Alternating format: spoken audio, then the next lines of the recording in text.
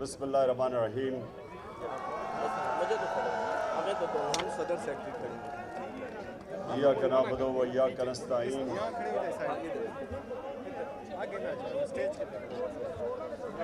خاموشی. پلیز خاموش. اللہ تیری عبادت کرتے ہیں، تیرے سے مدد مانگتے ہیں. میں آج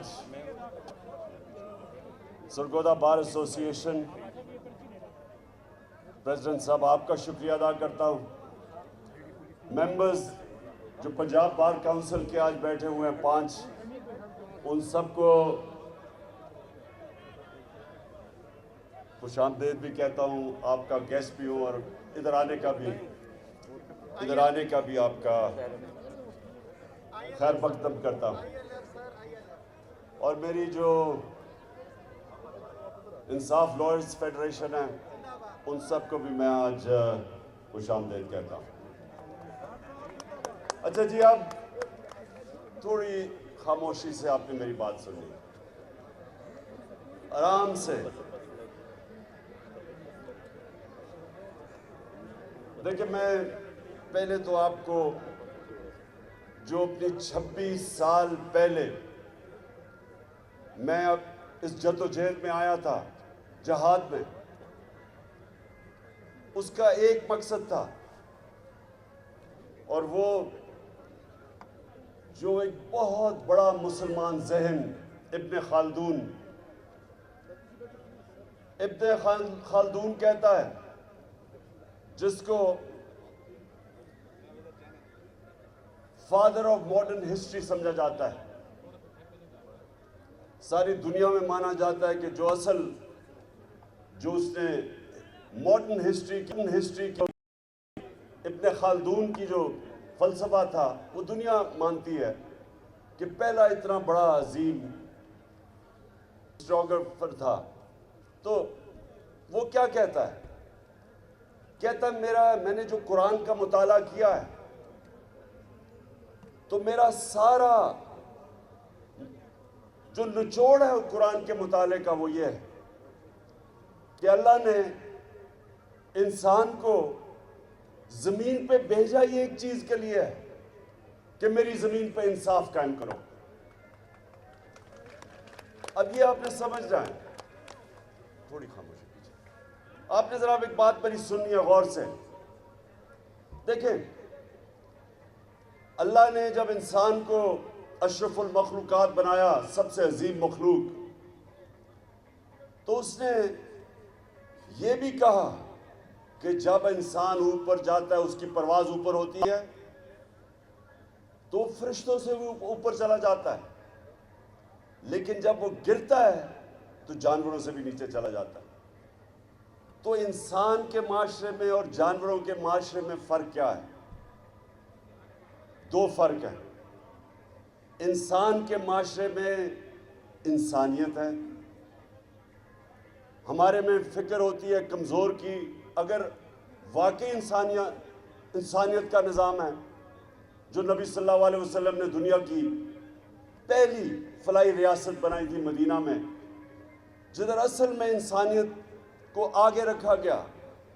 زکوٰۃ پہلی دفعہ کانسیپٹ لے کے آئے کہ عام آدمی پیسے والوں سے پیسہ لو اور عام آدمی کے اوپر خرچ کرو، جو غریب ہیں ان کو اوپر اٹھاؤ.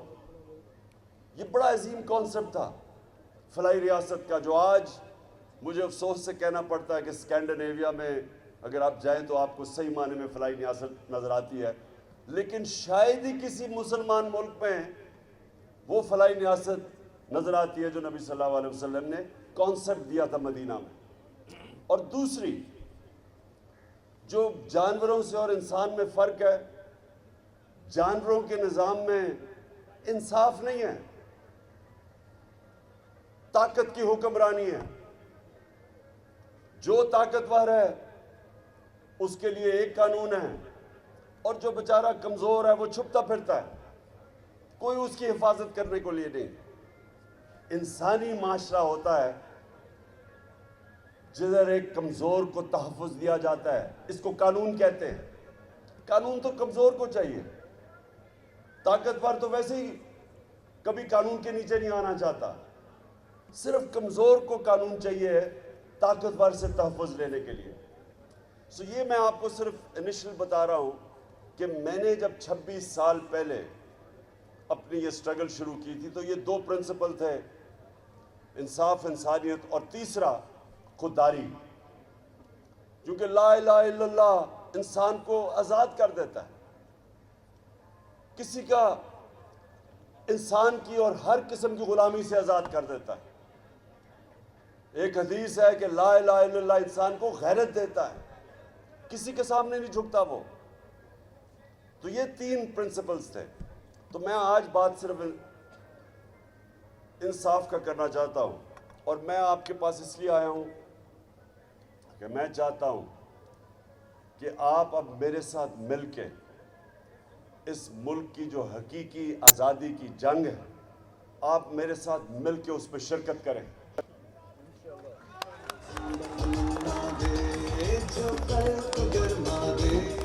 تو جو خودداری ہے، جو علامہ اقبال غلام مسلمانوں کو جگا رہے تھے اپنی شاعری سے، خود ہی کو کر بلند اتنا، انسانوں کو اٹھا رہے تھے، غیرت دے رہے تھے. اور پھر شاہین تو وہ ہے جب اپنی زنجیریں توڑ کے اوپر جاتا ہے. غلام تو اچھا غلام بن جاتا ہے. مولانا رومی جس طرح کہتے کہ جب اللہ نے انسانوں کو کہتے جب اللہ نے تمہیں پر دیا تو کیوں زمین پہ رینگ رہے ہو؟ کیونکہ اللہ نے ہم سب کو وہ پوٹینشل دیا ہے کہ ہم تو فرشتوں کے اوپر بھی جا سکتے ہیں، لیکن مسئلہ یہ ہے کہ غلام اوپر نہیں جا سکتا. چاہے وہ غلام ہو اس لیے کہ ایک ملک کے اندر ظلم کا نظام ہو، جو طاقتور کا انسان غلام بن جاتے. یہ جو فیوڈل سٹرکچر ہے یا جو جاگیردارانہ نظام ہے، یہ کیا ہے کہ جو اوپر جاگیردار ہے وہ قانون کے اوپر ہے، نیچے جو بیچارے ہیں ان کے پاس کوئی حقوق ہی نہیں ہے، تو غلام رہتے ہیں. میں ہمیشہ بتاتا ہوں لوگوں کو کہ جب بھی اس بر صغیر میں فتح کرنے والے کانکررز آئے، سب شمال سے آئے سوائے انگریز کے جو سمندر سے آیا.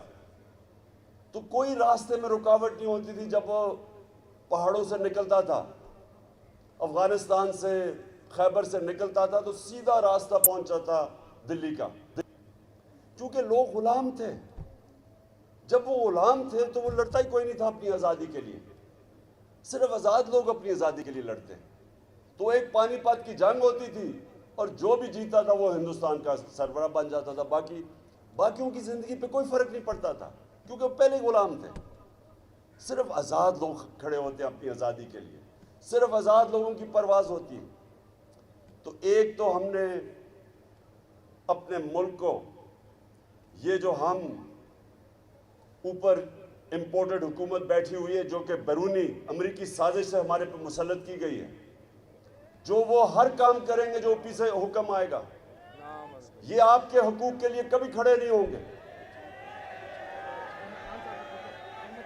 انہوں نے پوری کیمپین چلائی کہ پاکستان میں بہت مہنگائی آ گئی، عمران خان کو اس لیے ہٹانا چاہیے کہ مہنگائی بہت زیادہ ہے. جو 4 مہینے میں ان کے دور میں مہنگائی آئی ہے، اس ملک کی تاریخ میں ایسی مہنگائی نہیں آئی. آج جو مہنگائی ہے، جن لوگوں کو بجلی کے بل ملے ہیں، یہ تو ابھی ایک ہی ہے. ہر چیز آج مہنگی ہو گئی، اور ان سے پوچھو تو کہتے ہیں جی IMF کا حکم ہے. بلکہ ہمارے اوپر ایک نئی چیز، پہلے انہوں نے توہین مذہب لگا دیا میرے پہ. اب مدینہ میں جا کے لوگوں نے ان کو چور کہہ دیا، اس میں میرا کیا قصور تھا؟ میرے اوپر توہین مذہب، میرے اوپر یہاں FIR کاٹ دی. اب ایک منٹ اب شوکت ترین کے اوپر ایک اور نئی، اسے کہتے ہیں جی اس کو غداری کی دفعہ لگنی چاہیے. وہ کیا ہے کہ جی اس نے IMF کی توہین کر دی. توہین IMF، ایک اور FIR آپ کٹنے لگی ہے.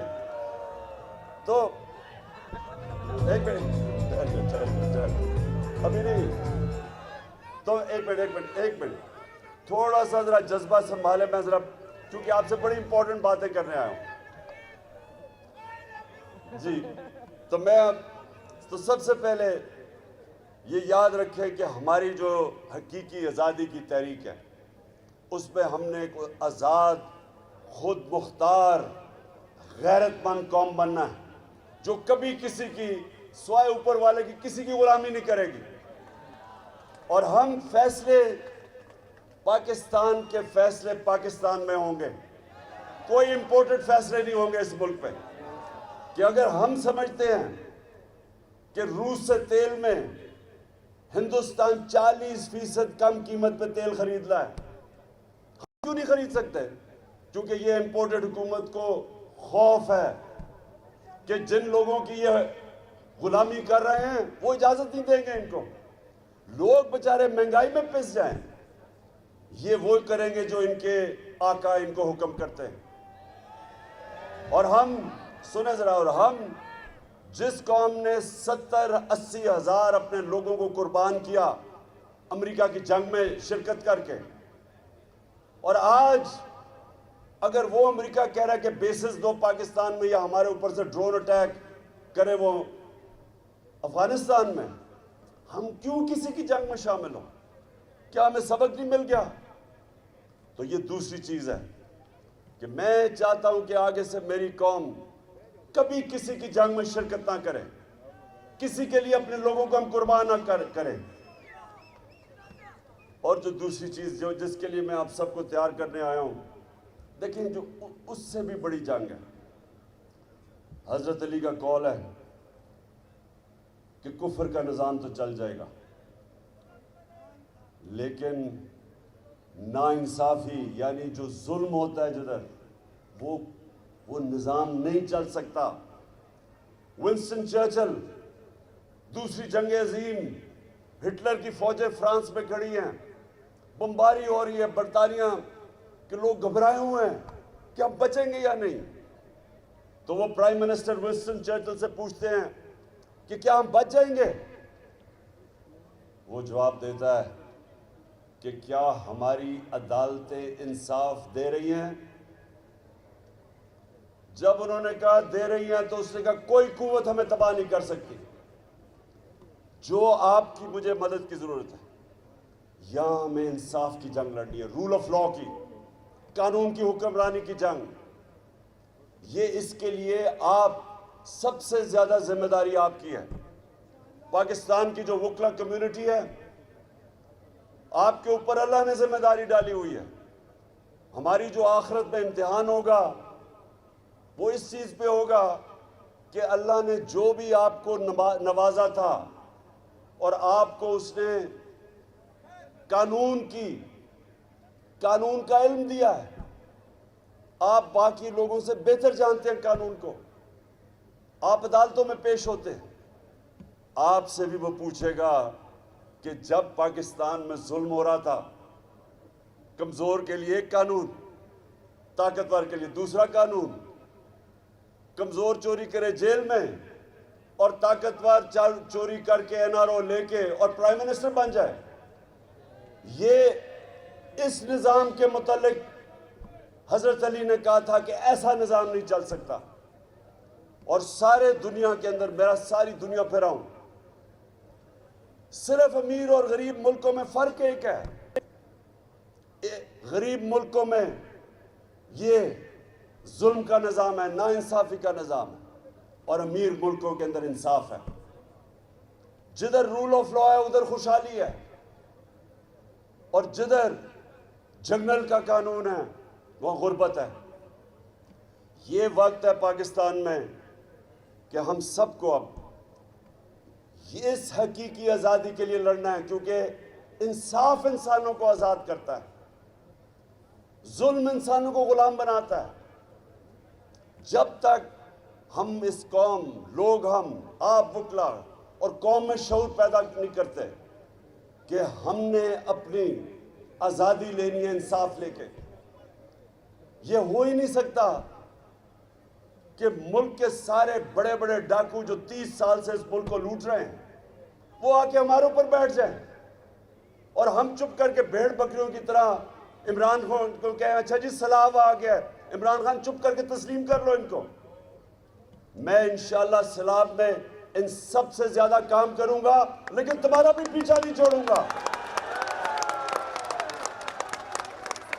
کسی صورت میں ان چوروں کو تسلیم نہیں کروں گا، اور جو بھی سمجھ رہا ہے کہ ہمیں ڈرا کے دھمکا کے میڈیا کا منہ بند کر کے اچھے صحافیوں کو ان کے اوپر ایف آئی آر کاٹے، کوئی باہر بھاگ جائیں، ڈرا کے دھمکا کے میرے اوپر ایف آئی آر یا دہشت گردی کی ایف آئی آر جو مرضی کریں آپ، میں نے ان چوروں کو کبھی تسلیم نہیں کرنا۔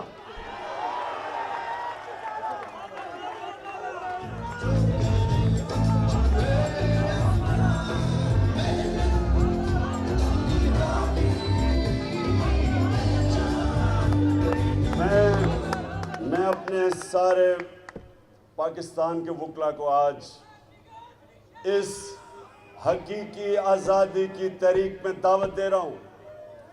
آپ نے سب نے میرے ساتھ چلنا ہے، اور کسی صورت یہ جو قبضہ ہوا ہے، ملک کے اوپر قبضہ کیا ہوا ہے، اس مافیا نے قبضہ کیا ہوا ہے، اور یہ ان کی جڑیں ہر جگہ ہیں، اور پوری ان کی کوشش ہے کہ ہم کسی طرح خوف میں آ کے ان کو تسلیم کر لیں۔ میں بار بار لوگوں کو کہتا ہوں کہ لا الہ الا اللہ بت توڑ دیتا ہے، پیسے کا بت، لالچ، خوف کا بت جو سب سے خوفناک بت ہے، جو انسانوں کو غلام بناتا ہے۔ خوف پھیلایا جا رہا ہے کہ جی دہشت گردی میں مجھے پکڑ کے جیل میں ڈال دیں گے، توہین وہی مذہب۔ مدینہ میں تمہیں لوگوں نے شکل دکھائی ہے تمہاری کہ تمہیں چور کا ہے جو تم ہو، اور میرے اوپر لگا دیا کہ توہین مذہب۔ اسی طرح اگر ان کا خیال ہے کہ چینلز کو بند کر دیں گے، صحافیوں کو ڈرا دیں گے، جو مرضی کریں، آپ نے میرے ساتھ چلنا ہے، اور میں یہ آپ کو یقین دلاتا ہوں کہ یہ اتنی دور نہیں ہے آزادی۔ قوم پہلی دفعہ 26 سال میں پہلی دفعہ میں نے اپنی قوم کو ایسا شعور اور بیدار دیکھا جو کبھی پہلے نہیں تھا۔ اب میں سرگودا بار میں اب آپ کی بات جو آپ کا مطالبہ ہے اس پہ آتا ہوں۔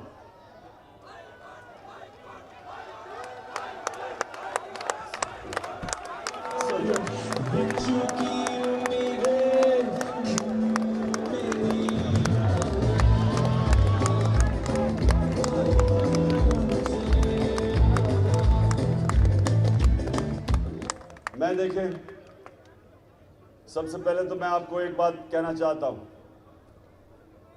کہ پہلے میں اپنے ذاتی خیالات آپ کے سامنے پیش کروں گا، اور اس کے بعد میں حل بھی آپ کو بتاؤں گا کہ ہم نے کیسے یہاں کو سرگودا میں ایک ڈویژنل بینچ لینا ہے جو آپ سب کا ہے۔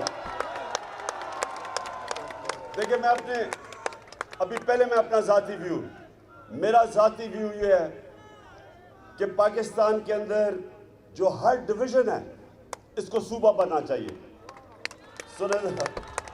وہ میں اس لیے کہہ رہا ہوں کہ دیکھیں، ایڈمنسٹریٹولی جتنا مینیجبل صوبہ ہوگا اتنا آپ بہتر لوگوں کی خدمت کر سکتے ہیں، آپ لوگوں کے مسئلے حل کر سکتے ہیں۔ یہی نہیں کہ صرف یہاں سے بکھر میاں والی سے اٹھ کے ایک عام آدمی کو جانا پڑتا ہے لاہور ہائی کورٹ، یہ صرف بات نہیں ہے، اور بھی مسئلے حل کرنے کے لیے اس کو لاہور جانا پڑتا ہے۔ میں یہ سمجھتا ہوں کہ آگے ہمیں یہ سوچنا چاہیے، اس کے اوپر ڈیبیٹ ہونی چاہیے کہ ہم اگر زیادہ صوبے بنا دیں، ڈویژنز کو بنا دیں، اس کے اوپر ڈیبیٹ کریں، ہوگا یہ مقصد صرف ایک ہے کہ عام آدمی کی زندگی آسان ہو۔ ہماری کوشش ہونی چاہیے کہ جو سب سے جو طبقہ مشکل زندگی گزارتا ہے اس کی ہم آسانی کیسے پیدا کر سکتے ہیں؟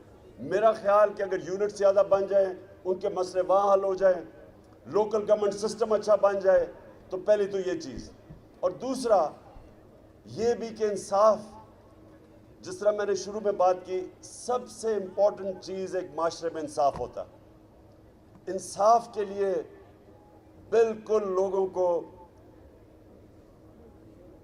میلوں دور نہیں جانا پڑتا، اتنی سفر عام آدمی بالکل بات ٹھیک کہتے ہیں، وہ جا کے کہاں ٹھہرے گا، اس کو پیسے خرچ کرنے پڑتے ہیں، کرایہ دینا پڑتا ہے، وہاں رہنا پڑتا ہے۔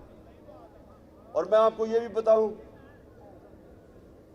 کہ ساری دنیا کے اندر جب آبادی بڑھتی گئی تو صوبے بھی بڑھتے گئے۔ کیوں بڑھتے گئے؟ کیونکہ وہاں سب نے کہا کہ لوگوں کو ہم کیسے انصاف دے سکتے ہیں۔ آپ یہ سوچیں کہ پاکستان کی آبادی 40 کروڑ تھی، جب پاکستان بنا ہے تو اس کی آبادی 40 کروڑ تھی، آج 22 کروڑ ہے۔ 40 لاکھ نہیں 40 کروڑ، سوری 40 لاکھ۔ پاکستان کی آبادی 40 ملین تھی اور آج پہنچ گئی ہے 220 ملین۔ سو جب اتنی تیزی سے بڑھی آبادی تو ان کو ہم نے سروس بھی ویسے کرنا ہے۔ 40 ملین سے 220 ملین، اس کا مطلب کہ ان کے لیے آپ نے اور سہولتیں پیدا کرنی ہیں، تاکہ ایڈمنسٹریشن کا تو مقصد ہی ایک ہوتا ہے کہ لوگوں کے مسئلے حل کریں۔ تو اس لیے اس کے لیے ڈیبیٹ کی ضرورت ہے۔ آپ کا جو بینچ ہے، میں ذاتی سمجھتا ہوں کہ ضرور بننا چاہیے۔ میری صرف ایک ریکویسٹ ہوگی کہ اس کے اور بھی بار، مجھے پتہ ہے لاہور بار کے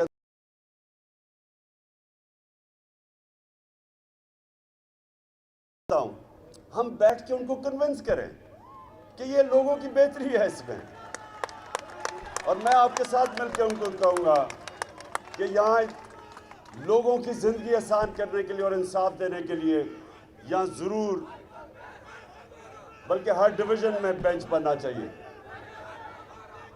اچھا، اب آخر میں آپ نے میرے سے وعدہ کرنا ہے کہ آپ نے سب نے میرے ساتھ پاکستان کی حقیقی آزادی کی تحریک میں شامل ہونا ہے۔ پاکستان زندہ باد۔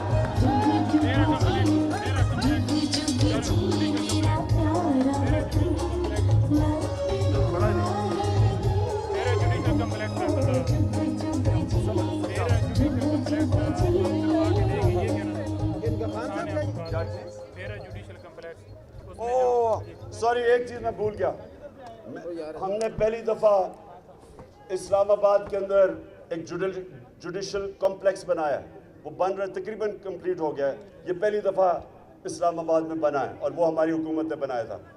بیرا کا یہاں کا بڑے برے حالات میں وہ جج بیٹھتے ہیں، انشاءاللہ بیرا کے اندر بھی میں ابھی چیف منسٹر سے بات کروں گا کہ آپ کا جوڈیشل کمپلیکس بنا کے دیں۔